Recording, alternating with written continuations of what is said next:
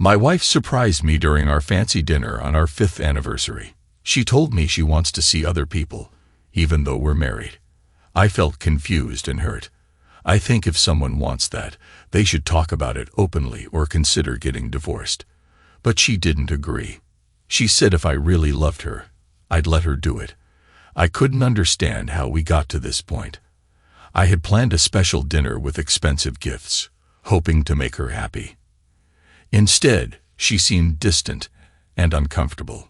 She kept looking around nervously and avoided eye contact. Finally, she confessed her desire to have affairs.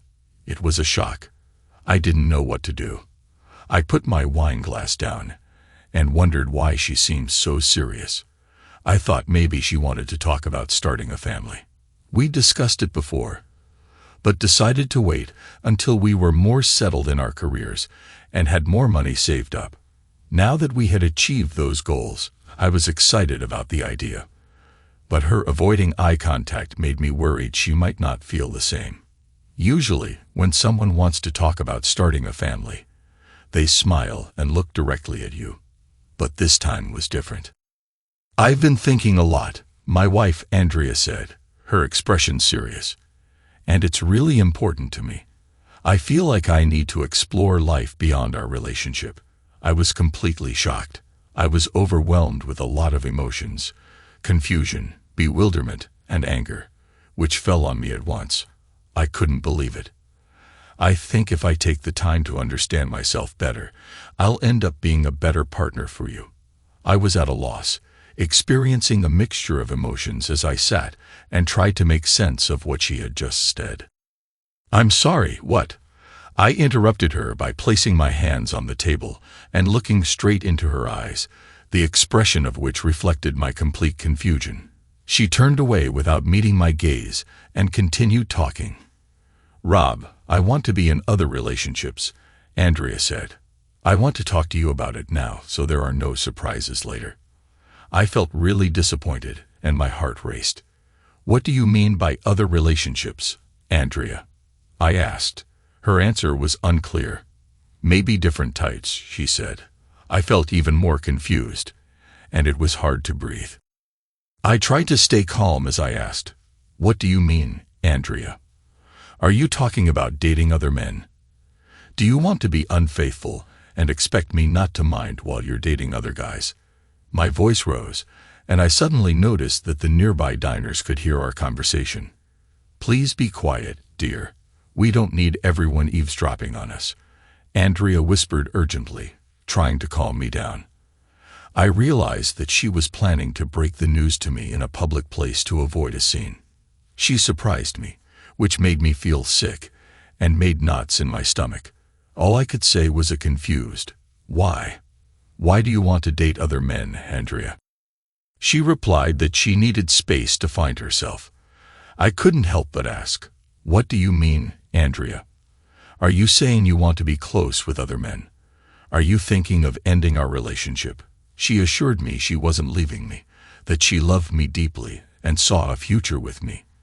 But she said she needed time to explore parts of herself she hadn't before. She wanted my permission to do this, promising it was only temporary. She said she'd come back to me once she figured things out. This was the last thing I expected to hear.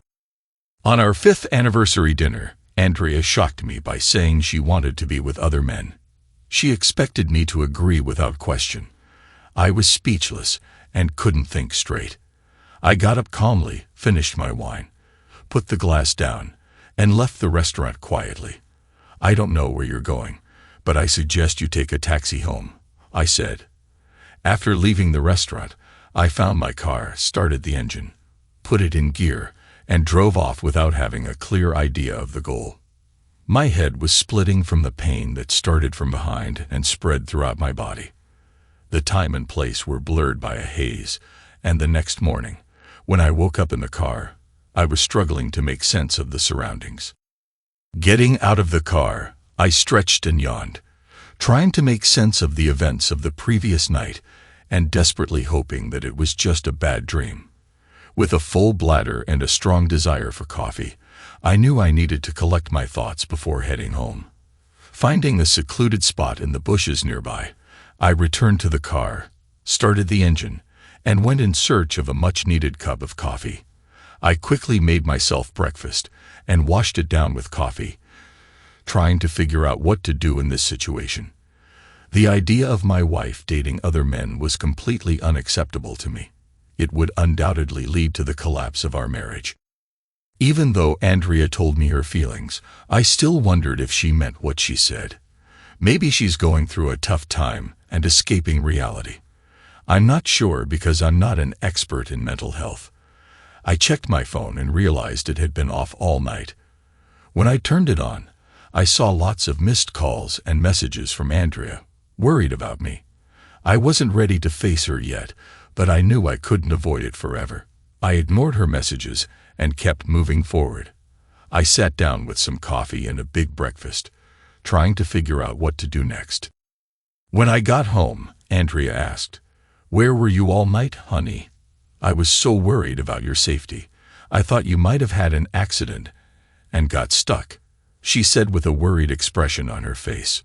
She tried to kiss me, but I took a step back and told her, "I decided to start my day with a refreshing shower before we start a serious conversation. You mentioned your journey of self-discovery last night, and we need to talk about it." I walked past her and headed upstairs to the bedroom, taking off the suit I'd been wearing all night as I went. Standing under the jets of hot water, I thought about the important things I had to tell her. Not knowing what the outcome would be, I felt a desire to act and find out if our marriage had been preserved or if she was saying goodbye to it. It could be a test of my loyalty to her. I had no idea how she felt. I believed that I adored her. I actually married her. She told me she loved me too. We had a big wedding and an amazing trip to Europe to celebrate our love. I've always been faithful to her, never even thought about being with someone else. But she doesn't seem as committed as I am. Luckily, we don't have kids yet. We'll decide about that later, depending on what happens next. After changing my clothes, I went to the kitchen to make more coffee. I grabbed a notebook and pen. Andrea was already there, watching me closely. Despite the fact that I tried to keep my outward calm, I felt depressed inside. I poured myself a cup of coffee and sat down. "Could you explain to me again, Andrea, why you want to have a relationship outside of our marriage?" I asked. "My love, I want to establish myself as a woman. It seems to me that my needs are not being met right now. I need the opportunity to explore and find that satisfaction on my own," she replied. "So you're suggesting we take a break from our relationship to figure out what you want?" I asked. "No, my love, I'm not suggesting we leave. I intend to stay close to you in our house, but it's important for me to be independent in time and choice," she responded. "Andrea, when are you going to start this journey and create your new daily routine? I'm open to talk whenever you're ready. But Andrea, I can't agree with what you're saying. When we got married, we promised to be together forever, loving and supporting each other. Thinking about being with someone else breaks those promises. I still have hope for us. I'm not ready to give up on our marriage. I feel like we've drifted apart, but I want to fix that. We're both so busy with work that we don't spend enough time together. I miss feeling loved and valued like we did when we first got together. I know I'm focused on providing for our future family, but I want us to remember the love that brought us together in the beginning. Let's try to make our relationship a priority and find joy in each other again. Let's work together to achieve the dream we talked about when we got married, like paying off the debt for this house," I said, my anger building, but I knew I had to stay calm. "Are you thinking about cheating with other men?" This question scared me. I should have asked it earlier than all the others. "Honey, I'm not sure what I'm going to do. If the opportunity presents itself, I might think about it," she replied. "So you're thinking about betraying me?" I said, feeling the weight of her words. "Rob, it's not about hurting you. It's not cheating if you're aware of what's happening," she said. I felt really stressed at that moment, so I took a deep breath to calm down. I sipped my coffee, wishing it was something stronger to help me relax. I knew I had to stay focused and keep going. So let me get this straight. Andrea, are you thinking of going out with other guys, maybe even sleeping with them? And you'll still be here at home? I asked. Well, it's not as easy as that, honey. I'm not sure, she responded. Andrea, in my opinion, everything is quite simple. Are you suggesting that we do everything together during this period? Don't forget, you're still married. Are we just going to take a break from our marriage for a while? Are you suggesting that we maintain an intimate relationship during this period? I asked, trying to make sense of her intentions. Of course, Rob, we are a family. You and I cherish you deeply, and I want us to remain a family. I just think I need to do this from time to time to gain clarity, she said. How often are you going to do this, Andrea?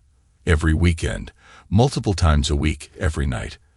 How much are you planning to explore? I asked, my frustration growing. I'm not sure yet. My love, why are you so concerned about how often we'll see each other? She asked. I need to figure out what I'm going to do while you're out with other men. I don't have someone like that in my life, I replied, trying to stay calm. I was on the verge of losing my temper, but I needed to focus on not letting things escalate. There are some things we need to talk about before we make any decisions. Are you sure this is what you want? Have you thought about how this will affect our marriage? I asked Andrea. She nodded but didn't give a direct answer. It was clear that she wasn't thinking about my feelings and wasn't taking my point of view into account. Then she said, if you love me, you'll let me do it. I replied, Andrea, if you really love me, you won't do it. I have set a clear boundary. Honey, I've made a decision. I can't change my mind. This ultimatum will determine our future. Our relationship will never be the same again. Andrea didn't fully understand what would happen if she pursued relationships outside of our marriage, and this changed everything. It's time for me to act. These are my rules, and they won't change. I told her what she needed to do if she wanted to see other people. It was clear she'd have to find somewhere else to live during this time. I made it clear I couldn't live with her while she dated other men, and I didn't want them coming to our home. She asked where she could go, so I suggested staying with her friend Jessica, who's divorced and lives alone. I suggested she ask Jessica if she could stay with her for a while. If this is not possible, you can rent a temporary apartment, but you will have to pay for utilities and a car. Andrea, who taught in the 3rd grade at a local elementary school, had a steady income. On the other hand, I worked as a forensic auditor for a well-known company. Receiving a generous salary and annual bonuses, I admitted that I might not be able to fully meet all your needs in our relationship. I confessed. Andrea looked at me directly for the first time, feeling triumphant in our ongoing battle. If you're offering an open marriage, then I have to be prepared for you to look for another relationship. Will you come back to me, Andrea, after all is said and done? I asked. My love, I understand everything. You are very dear to me. You're my partner. I want us to have a family together, she replied. But if you're dating other men, what do you expect from me? Do you expect me to be faithful to you? Should I just stay home, wait for you to finish with them, and then welcome you back? Have you thought about how I'd feel about all this? I want you to be my partner, only mine, Andrea. Whatever happens when we're apart won't matter when we're together again. I imagine us having a future where you're my partner and the father of our kids. It feels weird to think otherwise, she said. It seems Andrea is okay with my decision not to let other men come to our house for intimacy. Maybe she sees it as a win. Now she can talk to other guys without me getting involved. Fine, but we need to talk about some things. Can you move your stuff to the spare room? I'm not sure I'm ready to share a bed with you right now. Your actions are really hurting me. It seems like you're trying to push me away without saying it directly. Can you explain what's going on? Andrea didn't react much, so I realized she was starting to figure out I wasn't just going to accept things the way they were. Maybe she was surprised I wanted to sleep separately. But what did she expect? Did she think I'd forget and let her cheat on me, then act like everything's normal? No way. Andrea got close to another teacher, Jessica. I felt like Jessica influenced some of Andrea's choices. Jessica, a divorced teacher, got asked to leave the same school where Andrea worked because her husband found out about her affairs. At 35, Jessica was attractive, but she had a habit of getting into relationships with any guy who paid attention to her. I suspected that Jessica's behavior might have influenced Andrea's decision to open up before settling down and starting a family. For me, the harsh truth was that if Andrea continued to move in this direction of self-discovery, our family might not survive. The most likely outcome would be a divorce. I got up from the table and started to leave. Andrea asked, "Is this the end, Rob? Are you telling me to leave?" I replied, "Yes, that's what we're on right now." Andrea, please don't get me wrong. I refuse to accept it. When we exchanged vows, we promised to be faithful to each other. Now you're thinking about breaking that promise. What should I do? Do I have to sit back and watch you with other guys? If you want an open marriage, then I think I have the right to do the same. Andrea was silent, shocked, and I left before things got worse. I grabbed the car keys and left the house.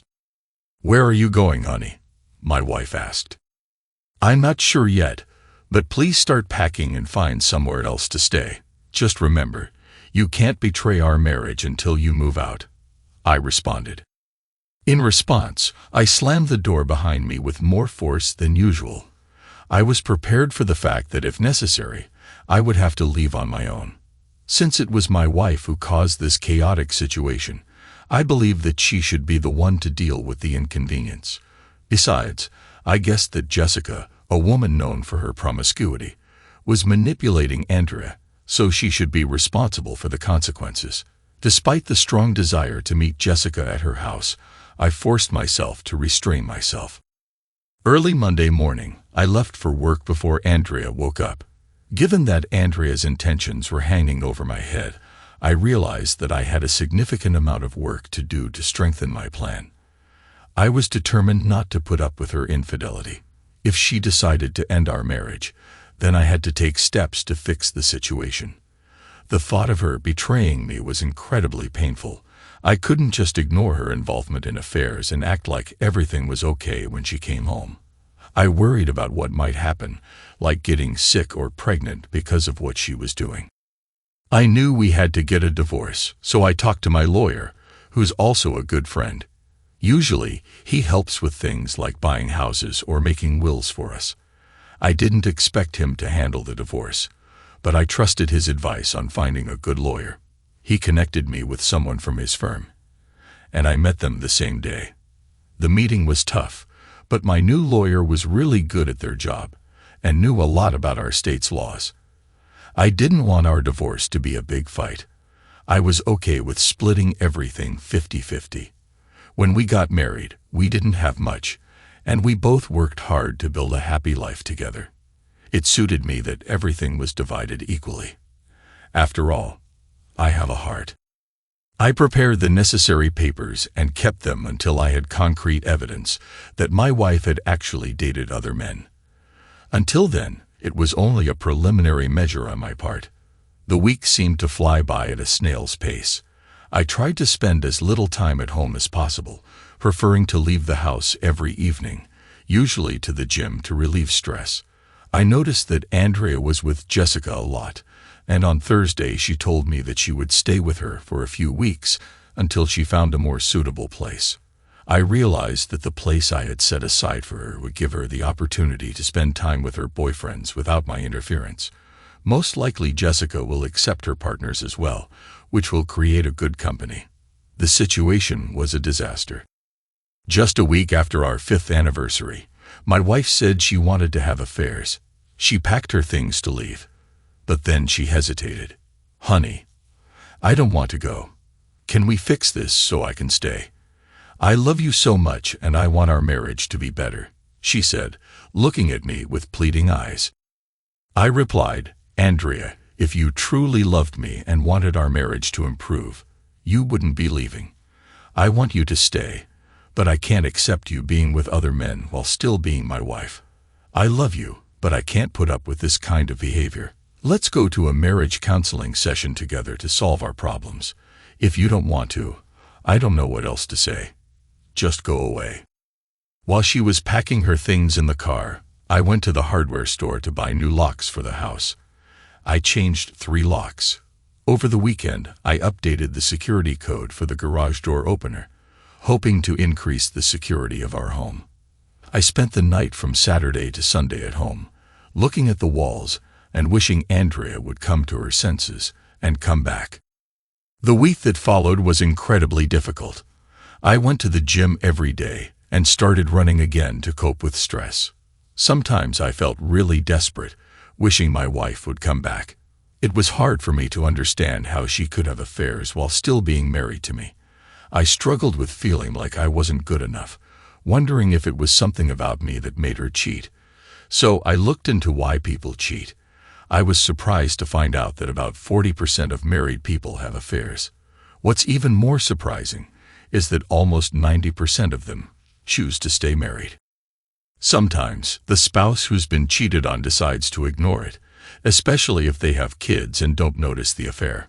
Many women who cheat say they still love their husband and family, but they feel like something's missing at home. Running a household and taking care of kids takes up so much time that there's not much left for the relationship with their spouse. They want to feel special and loved by someone who's focused on them, not just talk about chores or kids after being intimate. Maybe the key to a good marriage is treating your spouse like you would a lover, instead of getting divorced and focusing only on the physical side. Should I surprise my wife at the club where she's going with Jessica? People cheat for different reasons. Sometimes it's because they're unhappy or feel distant from their partner, or they want to get back at them for cheating.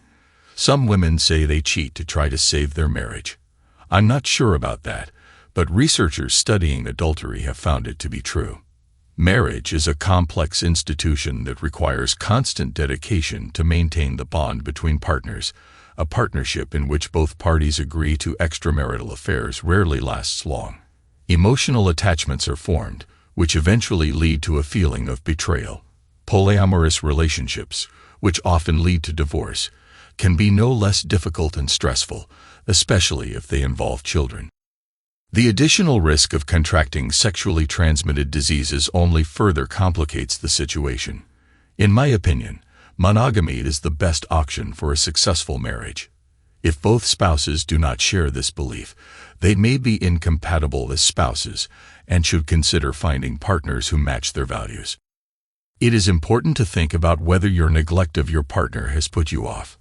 I wonder if I didn't give her the attention she deserved by focusing on what I thought was necessary to create a better life for us. Was I wrong about my priorities? I can't say for sure. I only know that I felt unhappy when my wife decided to leave our house and be with other men, looking for something that, in her opinion, I could not offer. I didn't think her choice would benefit our relationship. Another sad week has passed. I resisted the urge to contact my wife and received only one message from Andrea, asking me to forward her mail. Her messages were cold and contained no signs of wanting to rebuild our marriage. It was clear that she was moving on and looking for a new relationship, perhaps even with several partners, for the sake of pleasure. Intrigued by her new dates, I thought about following her and seeing where she and Jessica went. I drove past the apartment several times, but I fought the temptation to stop. I knew I couldn't stand constant surveillance. I needed to let her decide on her own. If I didn't, she might never come back. Every day the chance of us fixing things got smaller, but the longer she stayed away, the less I wanted her back. After a month of not hearing from her, Andrea showed up at the house unexpectedly. She couldn't open the door with her key, so she had to ring the bell and knock. When I opened the door, I asked her, "What brings you here today, Andrea?" She looked surprised and said, "My key isn't working anymore. What's going on?" I kept a serious face and told her, "I changed all the locks." When she tried to come in, I blocked her and asked, "What do you need, Andrea?" I came back to pick up a few things that I forgot when I moved in with Jess. Once again, her visit was solely to pick up her things, not to try to establish a relationship with me. She didn't seem to care about my emotions and the resentment I might feel. It was obvious that I was just a hindrance in her plans. Did she really think that I wouldn't be affected by her affair with other men, and that I would eventually take her back? "I've collected several boxes of your stuff from various places around the house, and now they're stored in the garage, so there's no need for that." I welcomed her into the house, knowing that it was still her home. We went to the garage where she saw all her boxes of things waiting for her. "How long will you stay with Jessica?" I asked. "She's been so helpful." "I'll be with her for a while," Andrea said. "I'm sure in a few months I'll come back to you and be an even better wife. Then we can start a family." I couldn't help but laugh at this. The idea that being with other men would make her a better wife or mom seemed silly to me. It seemed like her thoughts, probably from Jessica's influence, were confused. Deep down, she must have known it didn't make sense. I had my own thoughts about it. "Have you met someone special yet?" My question made Andrea blush, which indicated that the answer was already clear to me. "Jess and I went on a few dates with guys from our club, but those were all our romantic encounters," she said. "How do you like being around your new boyfriends?" I asked, watching Andrea blush as she rummaged through the boxes of things. Already knowing the answer, I decided to leave the garage and return to the kitchen to drink coffee and get a newspaper. A few minutes later, Andrea came out with a bag of her things and looked around the kitchen. She expected to return to a dirty house, but to her surprise, it was spotlessly clean. I had hired a cleaning service that came 3 times a week, so there were no dishes, no beer bottles, no piles of laundry in the house. Despite the pristine condition of the house, she looked disappointed, trying to come to terms with the fact that my wife left me for another man. I couldn't help but feel overwhelmed by the contrast between the well-kept house and my own emotional shock. "Do you need anything else, Andrea?" I asked. I could feel her curiosity about what was going on while she was gone. "So, darling, how have things been since I started living with Jess?" she asked. "I'm fine. My job doesn't bother me, and I travel a lot," I replied. "Don't you go anywhere at all, or are you just sitting at home alone?" she asked. I've been waiting for this question. As they say, what's good for one is good for the other. It's time to gently expand the boundaries of her capabilities. Lately, I've been staying active by joining a cycling group that meets twice a week for organized rides. We start from a certain spot and ride together, covering a good distance. It's been really rewarding. I get to meet new people and chat over beer and a burger after the ride. Cycling makes me hungry, and the pressure from Andrea has actually helped me lose some weight in the past few weeks. Exercise has been my way of avoiding a breakdown. I've tried not to drink too much because it wouldn't help. "That's nice," Andrea said, sounding more curious about my activities than what she actually said. As she drove off, she started to realize that her plan wasn't going as she'd hoped. Perhaps her faithful husband has found someone new and doesn't want to be with her anymore. Perhaps her desire to find a guy who would fill the void in her marriage led to unforeseen and serious consequences. It was later revealed that Andrea had dated 2 men from the club she attended with Jessica and had repeatedly engaged in intimate relationships with both. They lost interest in her. After the meeting, they couldn't wait to leave Jessica's apartment. Both men were in a serious relationship and were looking for only temporary satisfaction, which Andrea did. After a couple of months, it became clear to me that my marriage was over, and it was time to move on to the next phase of my plan. Andrea didn't get in touch with me for several weeks, which indicated that she wasn't thinking about me and our marriage. She seemed more focused on her own desires and needs than on returning home. Even if she decided to come back, it would most likely involve a lot of conditions, and I wasn't sure I could take her back under such circumstances. I got really worried when I found out Andrea went to the Dominican Republic with one of her boyfriends during the school break. They had a good time, soaking up the sun and doing different things. Jessica's lies about me being a bad husband and my not caring attitude towards Andrea played a big part in her deciding to end our marriage. Now she's living with her unhappy friend who's divorced in a small apartment. Her reputation with friends and family is taking a hit. When Andrea's mom found out she went to the Caribbean with another man, she wasn't happy. Andrea's note about finding other partners in bed made her mom wonder. I told her to talk to Andrea herself to find out what's really going on. Andrea's mom asked her straight out, "Why did you leave home? What's up with Robert?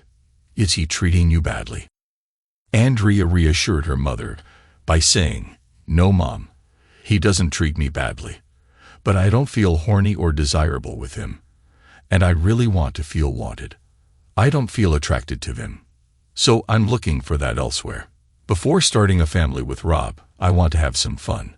I need it now, but I'll come back to him when he appreciates me more. Everything will work out. You'll see," Andrea confidently declared to her shocked mother. "If you have affairs with other men, Robert won't want you as his wife. Cheating will ruin your marriage. Don't you understand that?" her mother warned her worriedly. "I'm sure Rob loves me, Mum. He knows why I need it," Andrea assured. "I'll be back home in a few months, maybe a year at most, and then we can start a family." "Andrea, it's time for you to wake up and go home. Otherwise, there may be no marriage, no husband to return to, and he won't have any children. Do you understand?" "Mom, I know Rob loves me, and I'm confident in my choice." Even her mother couldn't change her mind. Therefore, following the principle of equality, what is good for one should be good for the other. After Andrea left 3 months ago, I decided to check if I was ready to start over. I needed to change something about the monotonous routine of work, gym, cycling, and sleeping that has consumed my days since my wife left. In search of female companionship, I plucked up the courage and asked out one of the women I rode a bike with. It's time to move on and start a new part of my life. I was waiting for this tough time to be over. It felt like that's all I could do. Part of me still hoped Andrea would realize what she's doing, stop it, and come back home. But it seemed like wishful thinking. I had to accept the truth. It didn't seem likely she'd come back, at least not the same as my wife, or the woman I knew before. She seemed to like being independent now. She wanted excitement and assurance, things that were missing in our marriage. Psychologists say that's why women sometimes cheat on their husbands. I wanted to make an appointment so I didn't seem too impatient or only focused on finding someone new. I understood that it might be awkward if I did not establish mutual understanding first in my cycling group, and then vice versa. Before asking one of the women out on a date, I didn't want it to look like a love date, because our cycling group was so close-knit. Many of my friends knew about my recent separation from my wife, and perhaps even knew about Andrea's active dating life. In a small town like ours, news travels fast and gossip is inevitable. So when I asked Diana to join me for a drink and a meal, I was pleasantly surprised when she agreed. I wanted everything to be calm and relaxed without too much hype. I suggested kayaking on the lake. Before dinner, I convinced Diana to try kayaking, despite her lack of experience, based on her own experience in this business. Intrigued, she agreed, and our plans quickly turned into a fun walk. After the adventure on the water, we enjoyed delicious food and drinks. As a result, Diana had a great time kayaking with me for about 3 hours. We went to a charming restaurant to enjoy a delicious dinner and drinks. I chose steak with fried potatoes combined with delicious local beer, and Diana tried a pasta dish accompanied by white wine. The atmosphere was relaxed and free from any pressure. After the meal, we tasted ice cream. I drove Diana home, expressing my gratitude to her for a wonderful day. When I bent down to kiss her on the cheek, she surprised me by clinging to my lips. The kiss was charming and took me by surprise. I didn't want to seem too eager, so I waited until our usual bike ride on Tuesday to bring up another ride. Diana surprised me by saying she thinks I don't enjoy myself because I don't reach out enough. I told her I do enjoy spending time with her. We agreed to meet up on Saturday for a game of golf. I've learned it's important to find the right balance when talking to someone you like. If you bombard them with messages and calls, it can push them away. So I messaged Diana on Friday to say how excited I was for our golf game on Saturday. I suggested a time to pick her up, but also said she could meet me at the golf club if that was easier for her. After she asked me to pick her up, we made an appointment for an early evening. The time spent on the golf course was enjoyable, even though we both knew we would never become professionals. In the evening, for dinner, we cooked a barbecue and drank a bottle of wine at my house. When it was time to walk her home, she surprised me by leaving her car keys on the kitchen counter and asking me to go into the bedroom. When I woke up the next morning, I found an amazing woman lying next to me. When her hand casually rested on my body, I couldn't help but admire Diana's striking facial features. Her long dark hair cascaded down her back, complementing her captivating green eyes and flawless skin. The faint scar on her chin, left over from a childhood accident, seemed to only accentuate the beauty of her face. With her tall stature and slender figure, she weighed little and was distinguished by exceptional physical fitness. Diana worked as a nurse in the children's section of a nearby hospital and always showed real kindness in everything she did. There was something about her that drew me in right from the start. We had breakfast together on my patio, but soon the conversation turned to me and my plans, especially about my divorce. It was a sensitive topic, and I could tell where it was heading. Diana wanted to know my intentions before getting too involved emotionally, which was fair. No woman wants to spend time with someone who might go back to their ex later on. When I explained how Andrea left and how strangely she acted, Diana's expression told me she probably wasn't coming back. Seeing how deep my wife's involvement with other men was, I felt ready for the next step of my plan. So, on Monday morning, I called my lawyer and asked him to get his investigator involved. My goal was to find out all the details of my wife's relationship with other men before the divorce process began. It turned out that she dated several men, many of whom were married, and they often gathered at Jessica's apartment after nights out in bars and clubs. After receiving the divorce papers, Andrea appeared on my doorstep in the evening, clutching a large brown envelope. There was concern on her face. "Why are you here, Andrea?" I asked. "Someone gave me these papers today," she explained. "Why did you file for divorce?" I promised I'd be back soon. We could start planning for the child we were talking about. I asked her to join me in the kitchen, but reminded her that it was too late for that. "I specifically asked you not to leave, but you decided to do it anyway," I said. She objected, saying that she needed to find herself and feel confident. I couldn't help but laugh. "Do you feel confident now? Have you taken the time to analyze your attractiveness and relationships? Have you met new people and had meaningful experiences?"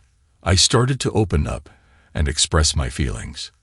"Everything seems to have changed. I haven't heard from you since you left. You didn't even contact me on my birthday, maybe because you were busy with one of your other partners in the Dominican Republic. Your own mom even called and asked why you didn't call her on Mother's Day. My goodness, have you been with someone else all this time? I love you a lot, and I understand I might have pushed you away. I'm going home today. I'm sorry, but you can't come back. I'm still your spouse, but by the court's decision, you can't be near this house until the divorce is finished. I won't inform on you, but you have to leave. Andrea, we will decide everything in court," I said. Andrea began to understand the seriousness of our marriage vows: to love, honor, cherish, be faithful, and commit ourselves not to get involved with others. "This house is not particularly valuable to me, Andrea. It's yours if you want it. My share is worth about $150,000, as it is almost paid. Alternatively, we can sell a house and split the profits." Everything is simple and clear. She found a new place to live, and started her life with a clean slate. Even though the breakup hurt, we both knew it was for the best. I focused on moving forward, leaving the past behind, and looking ahead. At the charter school where she worked, she was told to be more careful with how she communicated. It turned out some parents were worried because she was dating multiple people from our community, and they didn't want her to influence the students. Most of the complaints came from moms who didn't like the idea of a woman teaching their kids. Some people thought maybe some dads had romantic relationships with her. She got diagnosed with a non-life-threatening sexually transmitted disease.